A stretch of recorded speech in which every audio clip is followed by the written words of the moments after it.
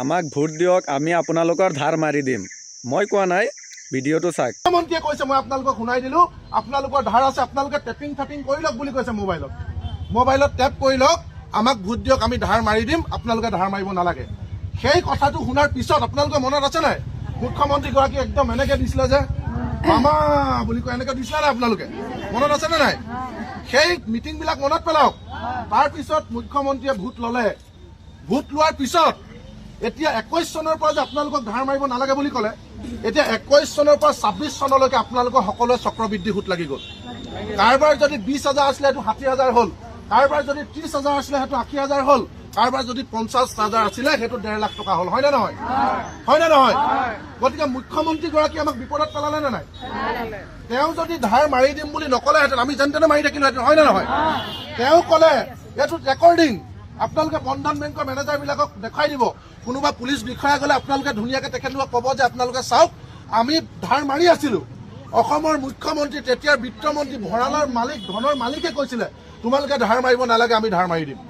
গতিকে তেওঁৰ কথা শুনি আমি বিপদত পৰিলো নাই? এতিয়া আমাক বেংকৰ পৰা কাগজ আহিছে নে নাই অহা? এতিয়া বেংকৰ পৰা কাগজ আহিছে যে তোমাৰ 20,000 ধাৰটো 60,000 হ'ল, তুমি যদি নিদিয়া তোমাৰ ওপৰত একশ্যন লোৱা হ'ব, তোমাক জেলত দিয়া হ'ব। কৈছে নে নাই? তোমাৰ 30,000টো 90,000 হ'ল, তোমালোকে যদি ধাৰ নামাৰা তোমালোকক জেলত দিয়া হ'ব। কৈছে নে নাই? এইবোৰ জাপ নটিচ হয় নে নহয়? এতিয়া মুখ্যমন্ত্ৰীয়ে কি কয় জানেনে? মই বোলে ক'বই নোৱাৰো যে ইমান ধাৰ লৈ থৈছিলে মহিলাসকলে। আপোনালোকে চাওক, তেওঁ এজন কেবিনেট মন্ত্ৰী, বিত্তমন্ত্ৰী, তেওঁৰ হাততে গোটেই টকাৰ চাবিকাঠি। তেওঁ গম পোৱা নাছিলে? যদি গম নোপোৱাকে তেওঁ কিয় কৈছিলে ধাৰ মাৰি দিম বুলি? এতিয়া তেওঁ কৈছে যে মই 25,000 মাৰিছো। আৰে মানুহক বুৰ্বক বুলি ভাবিছা? 25,000 এতিয়া কাৰোৱে নাই। 21 চনৰ পৰা ধাৰ নামাৰোতে 26 চনলৈকে 25,000 নিজে 60,000 হ'ল নাই? 30,000 নিজে 90,000 হ'ল নে নহ'ল?